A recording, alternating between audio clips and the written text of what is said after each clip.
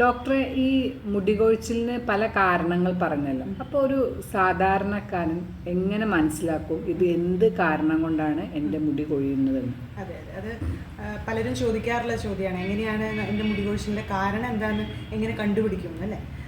ഈ പറഞ്ഞ പോലെ നമ്മൾ പറഞ്ഞല്ലോ, നമ്മുടെ പോഷകാഹാരക്കുറവോ അല്ലെങ്കിൽ ഡയറ്റിലെ പ്രശ്നങ്ങൾ കൊണ്ടോ ഒക്കെ ആണെങ്കിൽ പലപ്പോഴും നമുക്ക് ബ്ലഡ് ടെസ്റ്റ് ചെയ്താൽ മനസ്സിലാവും. അതായത് നമ്മുടെ ശരീരത്തിൽ അയണിൻ്റെ കണ്ടൻറ്റ്, അതുപോലെ തന്നെ ചില വൈറ്റമിൻ ഡെഫിഷ്യൻസീസ്, വൈറ്റമിൻ ഡിയുടെ ഒക്കെ ഡെഫിഷ്യൻസി ഉണ്ടായാലും നമുക്ക് മുടി കൊഴിച്ചിലുണ്ടാവാം.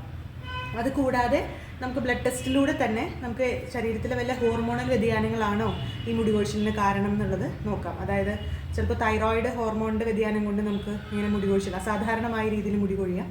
അതുപോലെ തന്നെ നമുക്കിപ്പോൾ പലപ്പോഴും ഡെലിവറിക്ക് ശേഷം മുടി കൊഴിയുന്നവരുണ്ട്. അതുപോലെ തന്നെ അങ്ങനെ ഹോർമോണൽ വേരിയേഷൻ കൊണ്ട് ഒരുപാട് മുടി കൊഴിച്ചിലുണ്ടാവാം. അപ്പോൾ അതും നമുക്ക് ബ്ലഡ് ടെസ്റ്റിലൂടെ നമുക്ക് വെരിഫൈ ചെയ്യാവുന്നതാണ്.